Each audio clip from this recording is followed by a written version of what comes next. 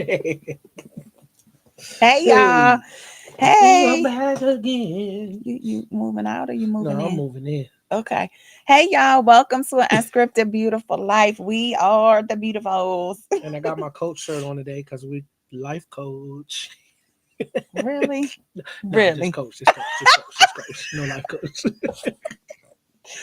And we are joined by the beautiful Alycia Johnson. Let me just go and read her bio. Mhm. Alycia Johnson is the mother of two and the wife of one. She has missed honor roll assemblies, cussed at her children occasionally, lied about many things, cheated many times, zigged when she should have zagged, laughed when she should have cried, broken promises, and dishonored commitments. But in spite of all her shortcomings, she has discovered a unique relationship with God that has helped her to heal her marriage, return to complete a degree after 20 years. Oh wow, I'm coming back for mine after 25. Create a home that is welcoming to all, interpret dreams, and hear the voice of God daily. Alycia has become a master of listening to the rhythm of life and journaling for power and transformation. Spending time in her presence will ignite your passion to live the full gift of life that God has given, and also help one to truly come to terms that in God's economy, nothing is ever wasted.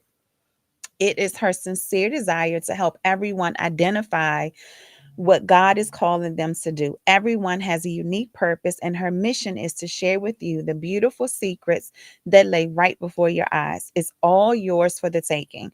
She teaches you how to ask and receive the life of purpose that has been gifted to you.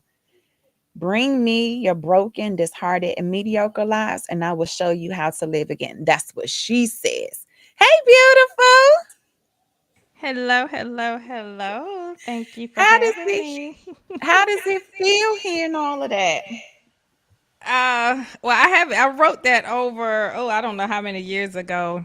I wrote that and I haven't changed a word since because all of the other bios that I was trying to write, God wouldn't release it. So, yeah, it's fine. It's the truth. It is the truth. So, There we it go. is what it is.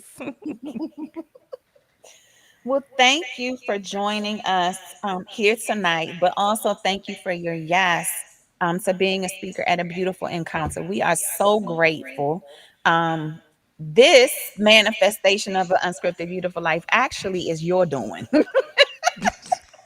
It is your You doing. have such an ominous tone with it. That's your doing. I mean, the little birdie in my ear said it, and you sit with God, and God confirms it, and then you're like, okay, well, I done heard it twice, so now let's go on and move.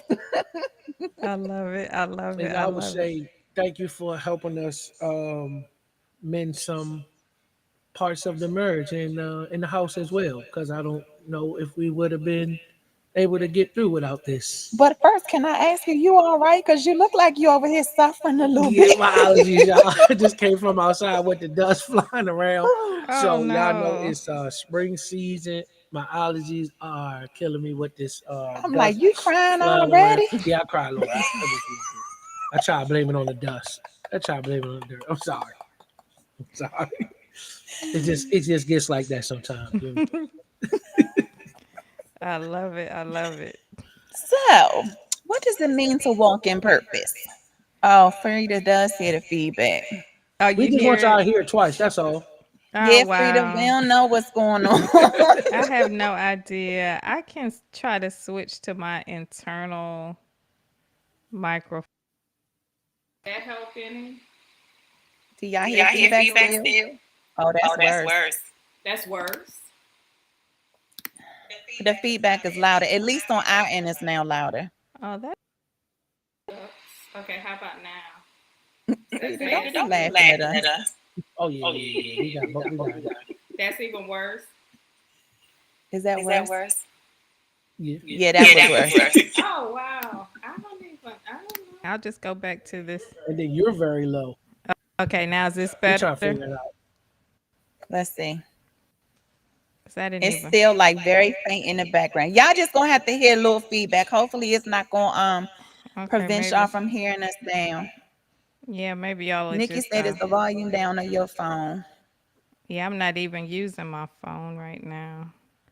Oh, Okay, did that help? I mean, I did turn my volume down, but it's let's see. did that do Oh, that anything? helped.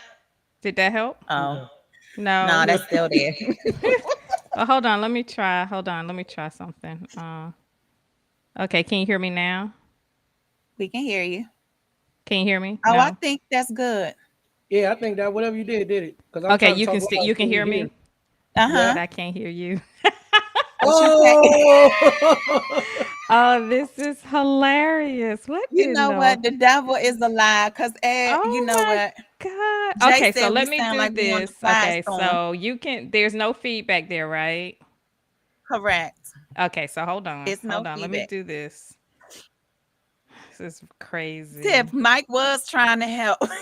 Okay. Where's Mike? But now you're gonna hear. Yeah, now I'm sure there's feedback now because I'm trying But to. you can't hear us. Like sign. She can't hear us. I don't think she can hear us. This is crazy. I don't know what to do. Okay, we just have to deal with the feedback because I can't hear you. Um, but the feedback, I don't know. Oh Lord. You know Anyway, sign I language? forgot what the question was. What does purpose mean to you? What does purpose? The purpose of getting this. Look, I've lost all purpose at this point. I don't even know. I can't even get the what. Oh, hold on. Um. Okay, here you go. We're trying to get it together over here. Purpose. Um, doing what you need to do at the time you need to do it in the way you need to do it, which obviously I'm not fulfilling that very well.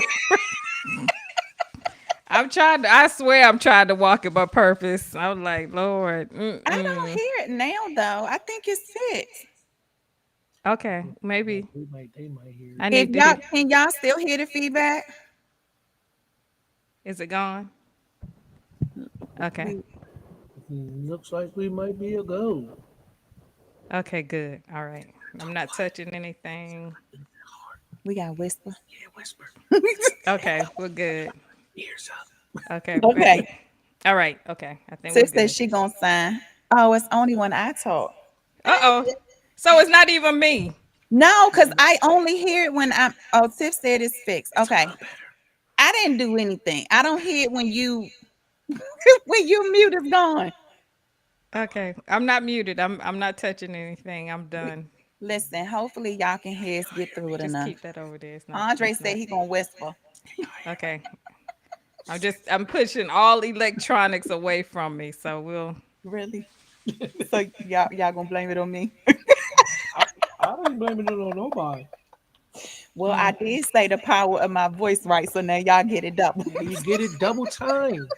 Like double mint gum. Okay, bring it on back. Bring it on back. All right. okay. So no feedback. We're good. They said it was better. Frida said it's a little better. So we're gonna Okay. leave it at All that. right, we're gonna go with that. We Okay, gonna cool. go. It might be them earrings. What's wrong with my earring? They got like a satellite dish on them a little bit. So We gonna start this over. Hello, welcome to an unscripted. Oh Lord. Really, nah. really. They said it wasn't me. I wasn't getting any feedback. There So you go. I don't hear it now. I think we're I'm good. I'm just gonna be quiet. You go ahead and take over today, since I'm. Welcome back to the quiet storm. Look, Nikki said it's me. I'm gonna put myself in the corner. So now I gotta lead the show. You Don't. gone. I'm just gonna interject. So this gonna be the episode of Martin when Gina came on, and now I gotta lead it. It's not gonna go well, y'all. All right, let's go. Alicia, it's your show, and I'm Oh just here Lord. with you. You gonna give her the whole mic. You And, gonna give me the show? yeah, and when you need me to chime in, just do one of these. Yeah, I'm okay. jumping. I'm jumping. I'm jumping. But no, we good. We good. See, this is what unscripted is. It's very fun. It's very fun. I can't Bring with back the y'all. and see, So this I is just what we need to say. show you my questions, and then you. Bring back laughter in your marriage. Laugh at the silly jokes and all of that. So you want me really No, do it? you go ahead. You doing your thing. I can't read your questions. Mm-mm. Ooh. Okay, no, all seriously. So, the first question I have been, well, all the questions I've been asking the speakers, the title for this year's conference is Living Beautifully in Power, Purpose, and Presence. What does living beautifully mean to you? Let's see. Living beautifully to me means maximizing everything God has given you, like maximizing every opportunity you have, paying attention to everything that crosses your path, just being present, being present. Yeah, for so many years I didn't live in the present. So, it was a very ugly situation. So living in the present is a um, beautiful opportunity. So that, I guess that would be my answer. Okay, okay. Talk about the power of journaling. I know, I don't want to call you a journaling coach. You have changed what journaling means to me. He hasn't bought into it yet, but um, originally with journaling, it was kind of just get down, write on a piece of paper what my thoughts were. However, when our paths crossed through Dr. Vicky, you changed my thinking of journaling and how to make it more intentional than me just putting things on pieces of paper. Like some of the questions you ask is like a little lot challenging at times when I'm like, what in the world is she going with this? But then when you get through it, right, I'm grateful because of the process. So tell us a little bit about how journaling is different for you than what others may think it is. If you understand that your words have power, you don't want to waste any words.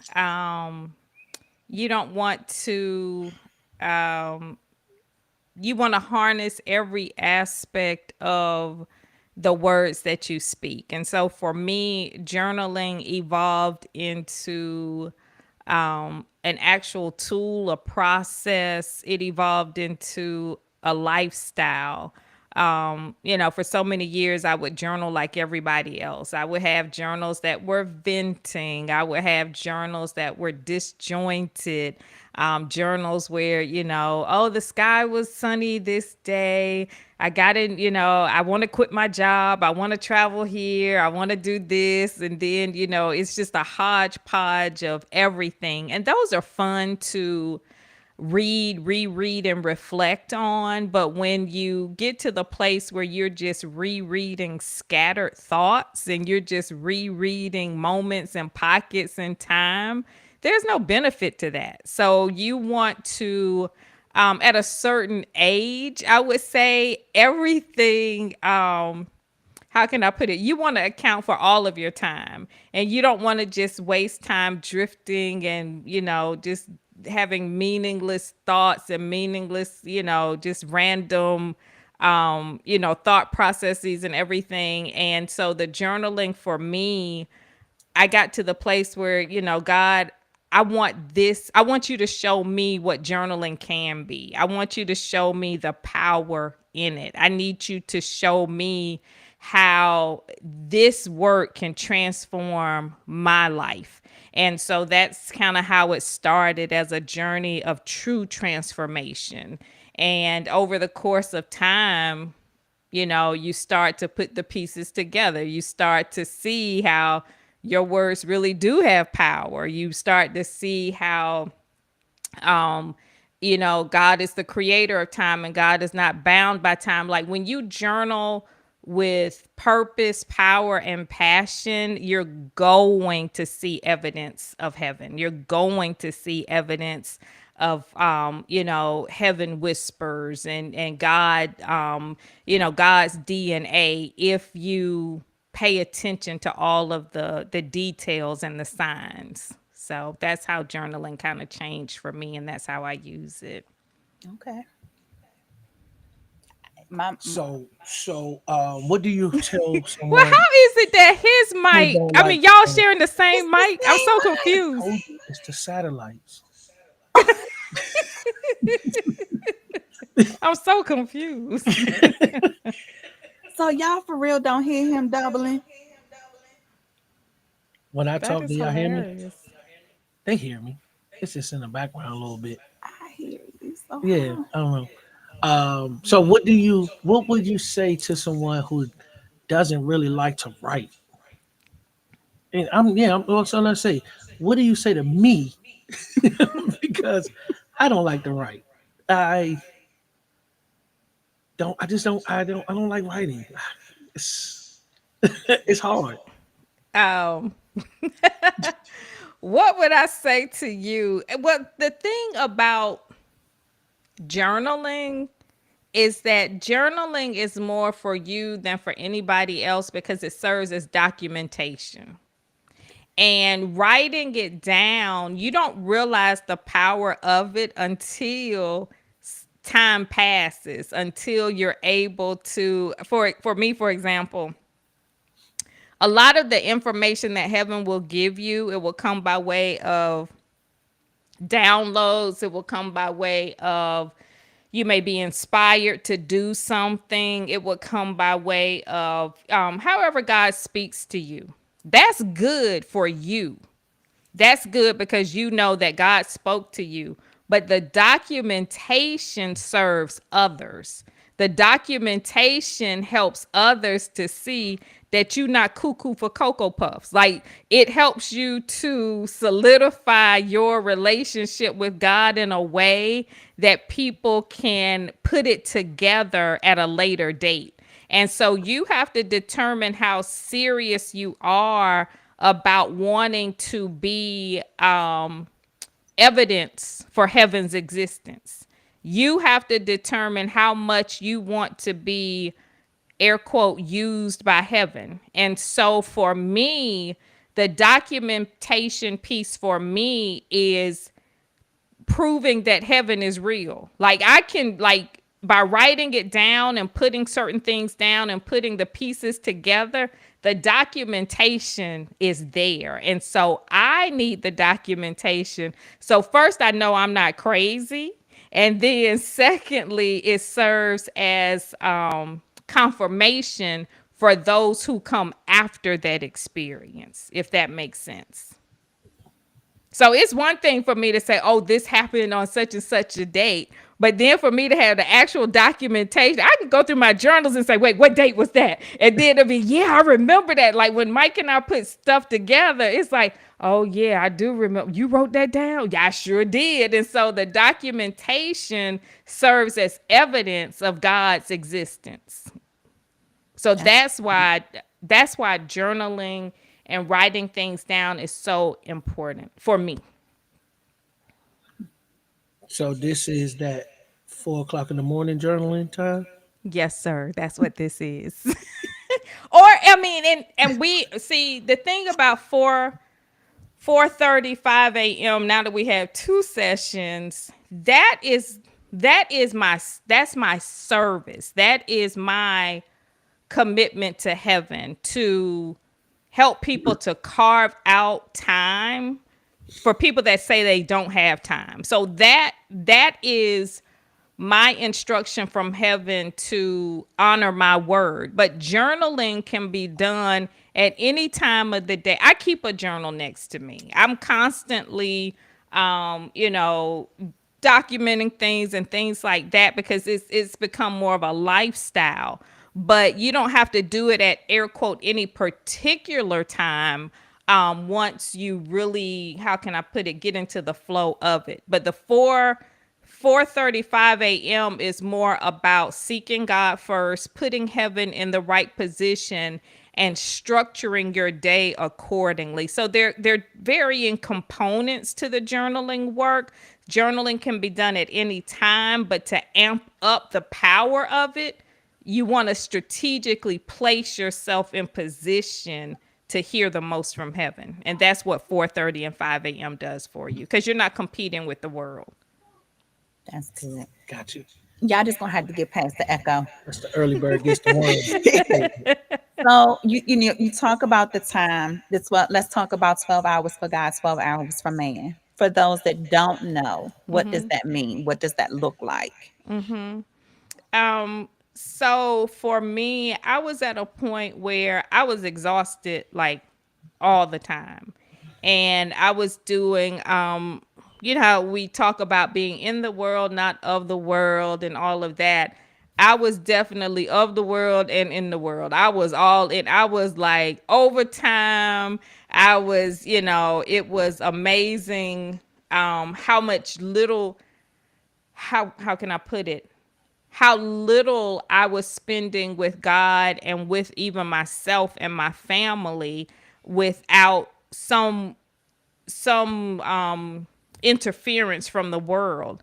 And so I had gotten to the place where I was exhausted all the time. Everything was falling apart, my finances, my marriage. And that was the most telling clue, was that I was doing more and receiving less.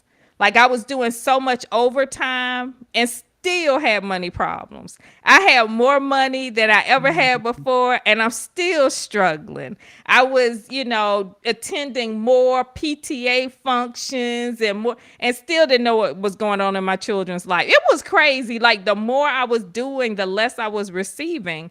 And I just got to a breaking point, was like, I can't function like this. I can't do this. And so God was like, you're rendering more to Caesar than Caesar deserves.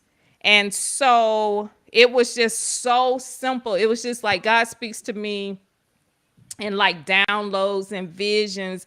And God literally, one day I was driving to work, and I don't even know how I got to work, because God kept drawing my eyes to circles, and I just kept seeing the tires moving, and I just, all of these circles. And then it was like in my spirit, God downloaded, on earth as it is in heaven, for everything in the natural, there's a parallel and corresponding occurrence in the supernatural. And God was like, here on earth, when a circle moves and it is moving in the air quote right direction, is moving in a clockwise direction. So God was drawing my eyes to tires. God was drawing my eyes to everything. And so one of the things was the refresh symbol on the computer. And like when everything is moving correctly, it moves in a clockwise direction. And then when it's not, it reverses. I was like, now ain't this something? And God was like, how much greater is your life? Like, what direction is your life moving in? So I just grabbed a piece of paper and I'm drawing all these circles, and it was like just I was obsessing over circles. And so God had me to draw a circle, and God was like, draw the circle and divide it. And I was like, okay. And then it was like, break it down like a clock, and all of these things. And so what God showed me in that moment of time, when I started to break down the quadrants the way God was showing me to break them down, it was so clear. There are 12 hours for God and 12 hours for man. And what that looks like is that heaven requires the dark parts, like 12 to 3 a.m. That's a part for God. 3 to 6 a.m. That's a part for God. From 6 a.m. to 6 p.m., that's the world's time. That's the time you're leaving, you're going to work, you're at work, you're doing all of these things. And think about it. The world has it set so that your day ends, well, like the world is going to maximize that 12 hours. The world is so clear on the spiritual aspects of life. Even though the world is perverted, the world lets you know that, for example, bill collectors like don't call you after a certain time. Like there's certain, like the world knows where it stands. And so, that was one of the things that 12 hours for God, 12 hours for man, when God started to explain it to me, is that we have to put the world in its proper place. So hopefully it's a very detailed process, but that's kind of like, I guess it's a high level overview of what it is. That's good. That's good, because I think a lot of time, when we are um, doing things, we all over the place. Today I'm gonna do it for and so trying to find the balance of what that looks like and how to maneuver through that. And you know, one of the biggest things that I realize is, you help us create balance, or at least figuring out what balance looks like for us. Mm-hmm. Because I know before I was a hot mess, like, oh, I can't do this. I can't. Although I'm back at that spot where I'm like, I can't fit it all into the day. But You'll You rebalance. right. And so it's just for me, it's figuring out, okay, here's what the new routine is since going back to school. How where do I have time? How making sure that I'm still, sitting, getting up early in the morning. Like that has to be set in stone because if I don't get that quiet time in, then I'm done for the rest of the day. Mm-hmm. Mm-hmm. Done. Exactly. Questions. Mm-mm. You quiet. I asked my question. But I'm the one with the feedback. Yeah, I don't know why. I don't know why, man. It's gotta be the satellites. Satellite. Okay, really. So, okay, so in the bio, you talked about oh, what did it say? Hold on, because it was something was meant to ask and I should have wrote it down. The very first, well, second sentence, she has missed honor roll assemblies, cussed at her children occasionally, lied about many things, cheated many times, zigged when she should have zagged, laughed when she should have cried, broken promises and dishonored commitments. But in spite of her shortcomings, she discovered a unique relationship with God. And that's so real because missing the assemblies and going through the emotions, that self-doubt can kick in, like, oh, I'm gonna let my kids down, and I can't with my just all of the different things. Talk about how getting over that process and realizing, look, all of that is a part of who I am. Mm-hmm. You take it, Um, you know what I mean, like you take it or leave it, and this is it, and there's no shame in the fact that yes, there were some missed moments, but we learn from them and we keep it moving. mm-hmm. And we have to understand there's a part for us to do, there's a part for God to do, and there's a part for others to do. In a family, I can only do my part. My husband has to do his part, and the children have to do their part. And the problem that I was running into is that I was trying to do everybody's part. And because of that, everyone was suffering. And I had expectations. I had unrealistic expectations. My husband had it was a mess, and our children were suffering greatly because we couldn't hear them beyond our expectations.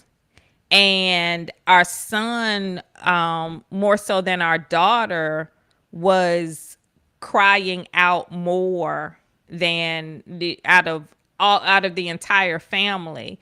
And he was, acting out and doing all of these things when and instead of, like, at one point listening to him, just trying to put more restrictions on him, and that wasn't working. And what we had to realize is that we've got to allow everyone to be who they are. Mhm. And this is where this work became invaluable for me, because, we do the life path work. And that is where a huge part of the shift started in our family dynamic, was because I had to realize that we're all on our own individual journeys. And regardless of my standards or Mike's standards, our children are here to do what they've come to do, regardless of what we wanted it to look like. And I think as parents, especially when you have a certain, how can I put it, when you're surrounded by certain people and you have certain expectations, people live certain lifestyles, so you just never, how can I put it, you're trying to consistently fit in. And so what I mean by this is that, like, my family, they're very educated, they're professional, they're, doing all of these things. And a lot of the things that we were trying not to address were the very things that were tearing our family, that was tearing us apart, because we were trying to fit into this mold of the environment that we were surrounded by. So children are in private schools. They go here and then they go on to, college, and then they get the jobs. And so that was the track that we wanted to just follow blindly, because that was what we saw. And our children were like, yeah, okay, we can try this if you want to, but that's not how it's going to work. And that was the reality check, is that our expectations are not their expectations. And we can do this all day, every day, and fight each other, or we can figure it out. And we had to literally figure it out. Our son had teachers thinking that we were jive crackheads. Like when we went to like a teacher, parent teacher type thing, Mhm. and she was like, y'all got teeth? Like, I mean, literally, this was like, she was thinking that she's like, y'all, we're professional. We work every day. My husband comes in, he's suited. And, I'm just like, are you kidding me right now? So this is where we had to really get to the root of why God had put us all together. And so there was healing that I had to do, healing that my husband had to do, and healing that our children had to do. And I used to beat myself up for, the shortcomings and all of that, but I had to forgive myself and forgive everybody else, because we all had roles to play in it. We all did what we were supposed to do, and I refused to carry the burden for everybody. I tried, but I walked out. We went to one family therapy session. I walked out and we never went back again, because the therapist was trying to blame everything on me. Well, Miss Johnson, if you hadn't made this decision, then, and they were all sitting, it was like, I'm sitting on the couch. Mike is here. My son is here. I don't think my daughter was there at the time. And they're both looking at me like, yeah, right. If you had made that decision, I was like, no disrespect, but I'm done. I was like, y'all figure this stuff out on your own. I will not be the fall guy for this. And it was just, I had to realize that I played a role, Mike played a role, and my son played a role. And I was not going to sit here and carry the brunt of the dysfunction for everybody. And that may not have been the best way to handle counseling. That may not have been the best way. But I only went to one session, and I was like, God, if it's going to play out like this, somebody is not going to make it through. And I was watching a lot of Snapped and a lot of those crime shows, and it was not going to come out well, because it was. Mm-mm. Oh, thank you for sharing that, because um, when you were talking about, pointing the finger and you having to take responsibility for, the part that you played when we started the recalibrating your life journal. Mm-hmm. And I don't know if that was the second week topic that you had given us. It might have even been the first. It was almost mutiny. Yeah, I remember that. And when I tell you, I was just like, oh, I am not doing this. That was the week I think you said you were gonna quit or something. It, Yeah, I think I remember that. because when I first heard the assignment, I was like, I am not about to take on the blame for somebody hurting me. Right? Like I was like, I done tried to work through the forgiveness. Now you about to put something else. And it just felt really heavy. But the more, you share the experiences and the more the why behind it, as I'm writing it, I just kept seeing you have, you went through this because you didn't use your voice, you didn't speak up, you didn't, so then it was like, oh, that's why she did that. Because although others had hurt me, or there was a situation, there was things that could have been avoided if I just had spoken up about how I really felt or what I needed. And so, thank you now. I know.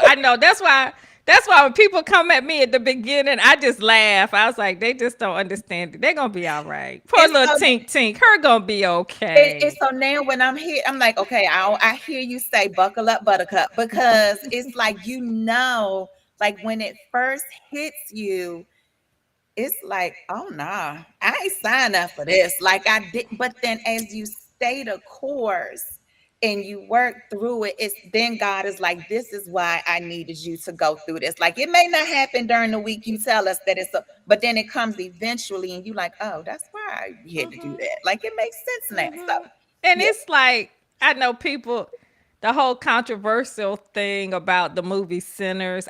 I saw it. I went to I didn't see it, see that yet. and it was very interesting. Spoiler alert. I don't know if people have seen it or not, but a lot of, there are a lot of Christians who are like, I'm not gonna go see that movie. First of all, I teach this all the time.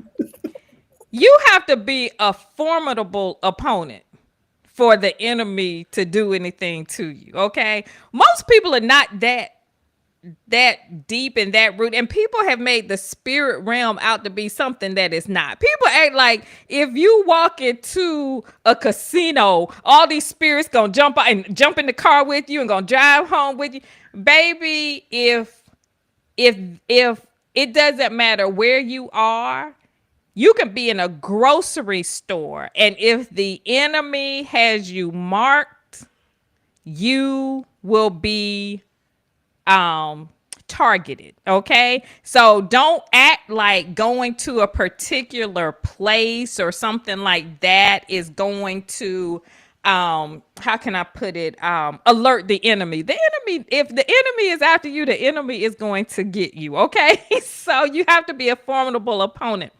But one of the most, there were so many things in that movie that was it was very symbolic and all of that. But the one thing, it ties into what you just said about the part that you play. One thing that was very interesting is that sin needs permission to enter. Mm, Sin needs permission to enter. They couldn't enter into the past the threshold without being invited in. And prayerfully people understood that dynamic. So a lot of the things that we experience in life, we will not experience it if we do not make the conditions right. If we do not make the conditions right. So there is absolutely no way the enemy is going to be able to get a foothold in your life if the conditions are not right for it to be fed and for it to be nourished well. My heart is pure. Like if anything, a sinner or an enemy or something trying to enter into my world, they would be malnourished because there's too much love and joy and laughter here. You can try it, but you gonna starve because you're not gonna get the anger, you're not gonna get the hostility, you're not gonna get all of the things that you need in order to feel comfortable to exist. So for people that feel that sin is going to attach themselves, then that's saying more about you than it is about the sin or about the enemy. mm. As you were talking about it, it reminds me of the story of Job and like how Satan had to go ask God for permission, Right, get the permission. exactly. It's that same thing. Like we're not going to, you got, God is not going to let just anything happen to us. And if Job had subscribed to what a lot of Christians are saying, Job wouldn't have been able to deal with his family. You can't go deal with them because they sinning. You can't go deal with them. These were his children. These were sinners.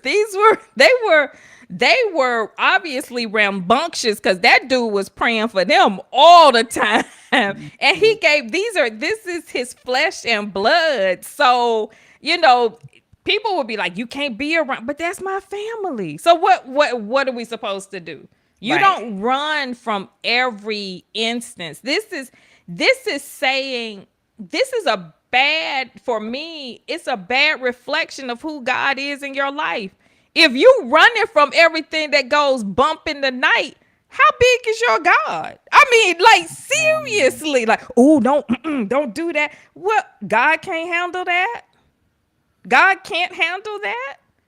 How big is God in your life? God is so big in my life that it's like, oh, that's interesting. Okay. So God, what we gonna do with this? You want to have a conversation with it. You want to let it know, like in the Bible, it's like with the was it the sons of Sceva, whoever the sons were trying to cast out the demons, and the demon was like, Paul, we know, Jesus, we know. We don't know y'all fools, it's like the enemy is not dumb. That's good. I had my question as you were saying it. Oh, I'm sorry. I was No, no, no, running no. my mouth. It'll come back. It'll come back. But yeah, so a plug for sinners. If you're brave enough to go see it and you're not afraid some gonna jump off at you, there are a lot of lessons in that movie. You got to look at it from your perspective, not from the perspective of the enemy, not from the perspective. You got to look at it from the highest perspective available. And that movie, I was like, wow, that was good. That's That was good. good. Okay, so we gotta go see it then. Yeah, we do, because definitely heard a lot of good things about it. And So it is a vampire movie. I mean, it's a horror movie, and that's the way it was. But see, I like what you call it. What's his name? Michael. What's his name? Michael Michael B. Jordan, Myers. no, Oh, Michael B. Michael Jordan. B. Michael Jordan. B. Michael Yeah, Myers. Yeah, he I was like. really trying to get the horror in.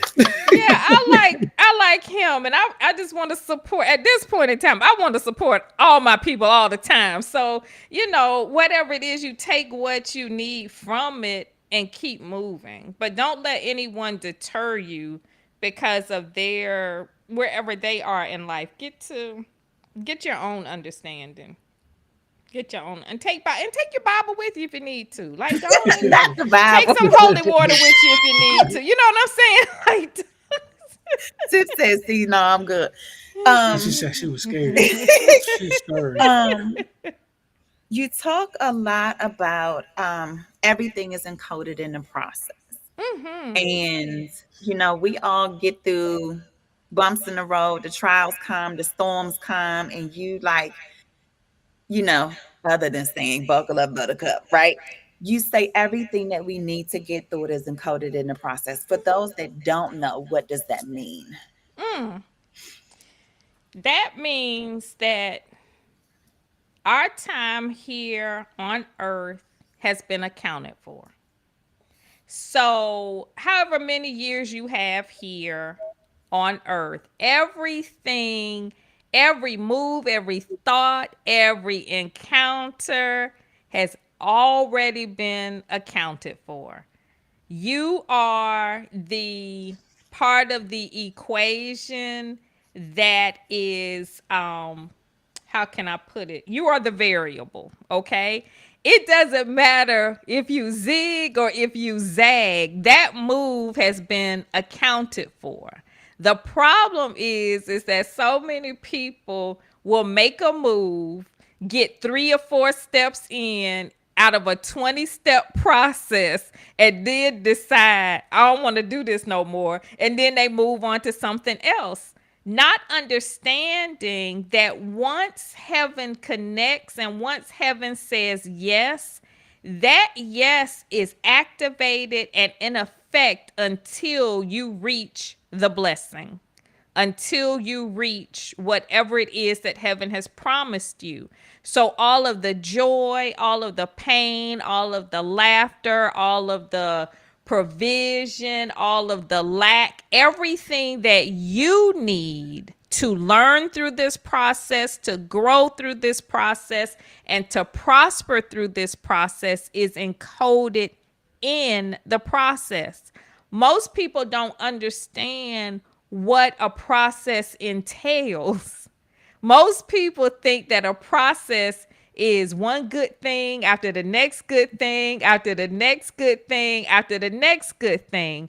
A process includes everything. This is why I consistently say once you enter into the process, once you enter into agreement, Things are no longer good nor bad. It's all part of the process because you don't know and understand enough about the process to realize if it is good or if it is bad.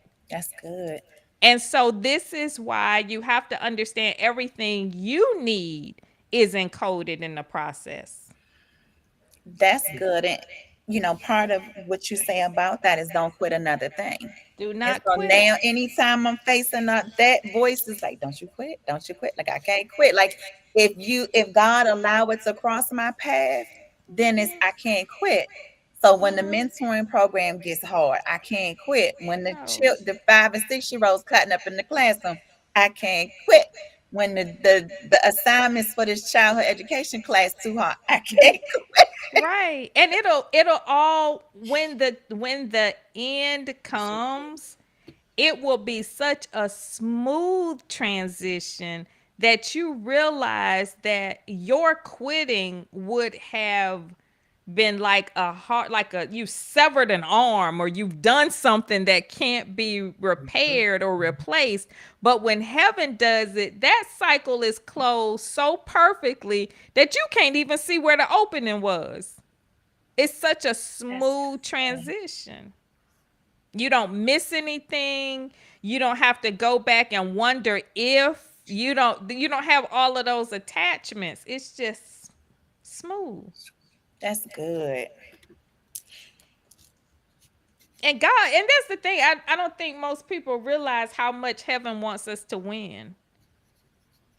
Heaven really wants us to win. Us winning is a good marketing tactic for heaven. Like heaven doesn't get a lot of how can I put it? Heaven doesn't get a lot of good press if we quit everything. Like we won't have anything to share. We won't be like God got me through. So, That's good. Nikki said that was your personal directive. and I'm here to share it with the world. I told y'all I was gonna squeal like a pig. You did. I remember when you said that too. um, when working through the journals, you asking the hard questions teaches us to be vulnerable. How important is it for us to be vulnerable to get through that and respond, in community to say, hey, I need, you when you're asking us the questions and y'all come off mute now and I need you to talk. Like I ain't gonna be the only one on here talking.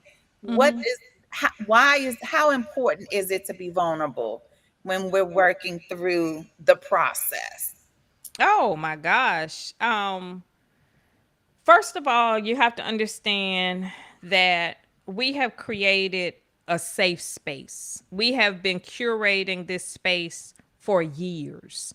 And so it's very important when you have the opportunity to feel safe in your environment. It is very important that you take advantage of that because first of all, there's strength in numbers.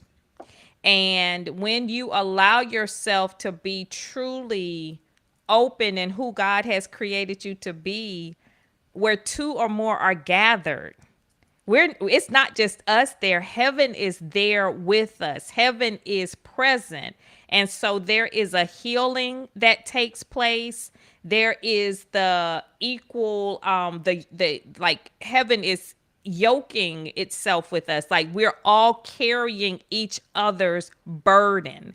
And so this is why it's very important to be as vulnerable as you can in the safest place that you can so that you can feel as supported as you need to get you through to the next level.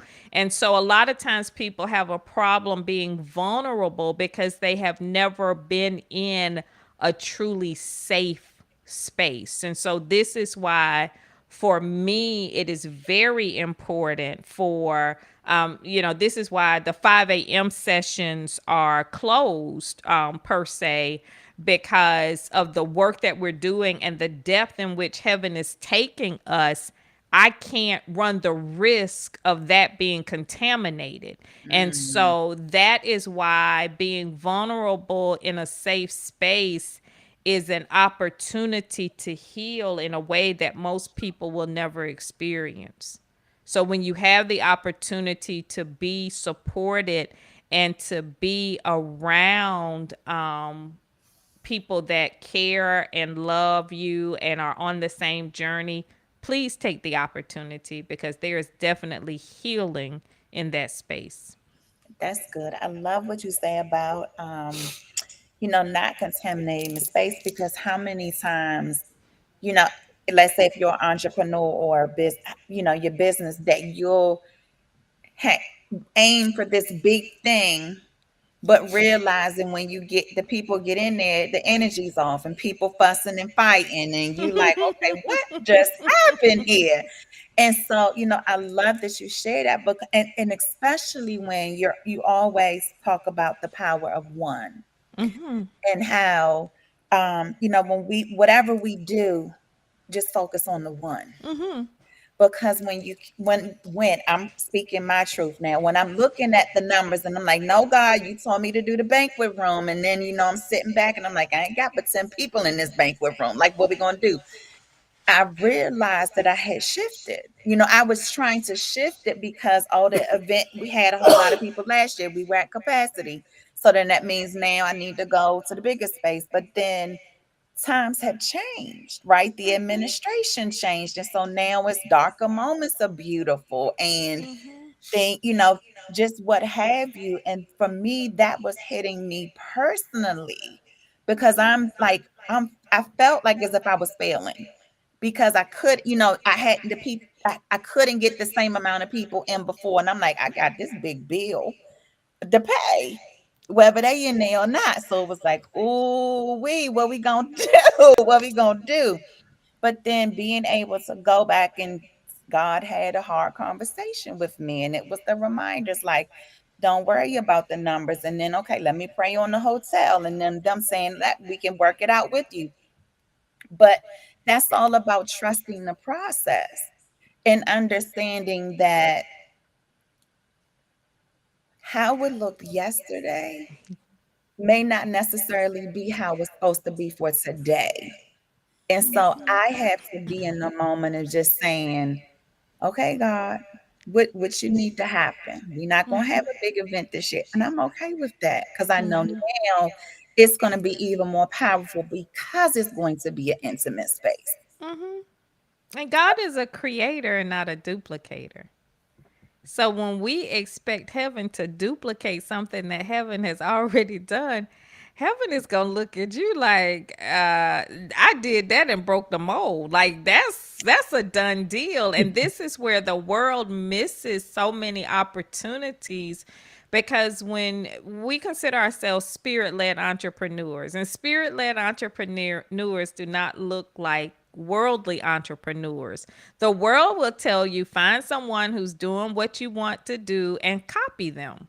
And God was like, I double dog dare you. I wish you would. Like, I am a creator. I am not a duplicator. The enemy has to duplicate. So you never want to think that you have figured God out. You just want to take the instruction for what it is and allow heaven to reveal it one step at a time. The moment that you think that you have figured it out, you have failed. That's good. I'm just gonna pass the plate. Because I felt some bricks being thrown my way at the same time. So I'm just, Uh-oh. Why? Why? no, just because, it just the way what she said about, um God doesn't duplicate. And how I was looking at it, well, we had a full room last year, so that means we're gonna have a full Bigger room space. this year. And yeah, that was my brick. So thank you for that. This shame throw through. You look. You're welcome. I don't know what I don't even know what to Look, say. I said, at least she didn't throw it through the window. She handed it to you. But yeah. Okay. But that's the great thing about having a circle that you have is that they can throw that brick at you and it don't hurt. Mm-hmm. Yeah. Yeah. And that I think that when you are doing what God is telling you to do, like literally people look, I have the text messages, the emails, and all, and I get things and I'm like I laugh because you know how they say don't shoot the messenger, and that is exactly I am really just saying what God is telling me to say when I get off the calls or whatever. Child, I'm not sitting here. Oh, I really stuck it to him. I did this. I'm not even remembering what I said. People be like, "Remember when you said such and such?" I do not. But you know, did you do what you needed to do? Because that is how when you're operating from a spirit-led capacity, you have to detach yourself. Otherwise, you won't get anything done. That's good. You have to detach yourself. So you have to detach yourself when God gives you an assignment. You have to detach yourself from the outcome. You have to detach yourself from the opinions. You have to detach yourself from people's suggestions because you are following God and not man. And that's where a lot of people miss the opportunity to really move boldly in heaven's economy because they're too concerned about man. But when you are more concerned with God, you're going to hear things like you're uncoachable, you're unteachable, you're aloof, you're just insensitive. I'm used to that now, but it used to hurt in the beginning because that is so not who I am. But God was like, you have to make a choice. You're either listening to the world or you're listening to me. You can't do both. And I don't get anywhere without God's instructions. So I had to make a decision. So people's opinions, I love people. Don't get me wrong. I will do as much as I can with what I can, how I can, but it people will never replace God in my life. Not my husband, not my children, not my mother. I love people, but I put people in their proper place. That's good. That's good. And I think that's what the world needs to get back to. Because we put people on higher pedestals a lot of times than ourselves. Or higher than they need to be. Yeah. I mean, they may be lower than you. Like they may be, you know what I'm saying? Like we put them on pedestals that they don't even deserve in a Yeah. human form. Right. Yeah. And they know themselves that they don't belong there. Right. Yeah. So it's like put people in there and people's positions change. One person's position can change multiple times in one day. One day. Because my strengths are different than your strengths. My weaknesses are different than your weaknesses. And every day it's like a well choreographed dance. But we're so conditioned by the world that we work in an environment where this is my boss, this is my supervisor, this is my, this is the assistant, this everyone has a title. So we do not allow ourselves to let them be who they are. We just hang on to that title erroneously. And because of that, we miss the opportunity to understand who we really are. And so, that's something that I had to learn. So I used to be the type of person, oh, that such and such is in the office. Let me act right. Let me do this. Or when I was given an assignment, I felt like I was getting graded, like I wanted to do it just right so I wouldn't get fussed at or I wouldn't get in trouble or I wouldn't. I'm, I'm so over that right now. I'm like, look, you gave me the project. Either you like it or you don't. You want me to fix it or you fix it. But guess what? At the end of the day, the assignment will be done. So whoever does it, I don't care anymore. Whoever, I don't need that validation anymore. So once you get away from that validation, especially like, with big things that heaven gives you to do, big things in God's economy versus big things in the world's economy are two different things. And you have to understand whose economy you're working with. That's good. That's good. Any more questions? I'm ready for June 14th because I can't come on the 13th. Sorry. I'm excited. I'm excited as well. So, if y'all want to experience Alycia, she will be at a beautiful encounter. But Alycia, how can they connect with you to learn more? I know there's a text number, the website, Instagram handles, like whatever you want to give out. Flow with. Okay. Yeah, you can reach me on, like, you can find me on social media. It's the 1212 community, on all platforms. And then if you want to learn more about the work that we do, then just text journal to 301 301 8838, and Cynthia will make sure that you get all of the information that you need. So yeah, you can find me at the 1212 community.com, or any of the, IG, was it IG, Facebook. I don't have a Twitter thing. I don't even know, I don't even know what I am on TikTok, but I don't even know if you need to find me on TikTok, but IG and Facebook is just fine. Y'all go find her. Go find her because they'll be blessed. You'll find Um, me. yep, go find her. Well, thank you, beautiful, for joining us Thank tonight. Thank you you. again for, speaking the word to get us on this thing. Um, you know, we love you. We I'm saying me. I love y'all too. Thank you for having me. But y'all go get your tickets, beautifulencounter.com. Alycia will be there. Now all the speakers have been announced. So we got Dr. Vicki Johnson, Alycia Johnson, Dr. Lavon Shaw, Sabrina Monroe, Yolanda Brunson. I feel like I'm missing one. Oh, Nikki Howard. So go get your tickets, beautifulencounter.com. We will see you next week for an unscripted beautiful life. Y'all have a good And the evening. Good countdown night. starts now. The countdown starts now. Starts now because we're getting less than a month. Oh yeah. Y'all have a good evening. We'll see you next week. See ya.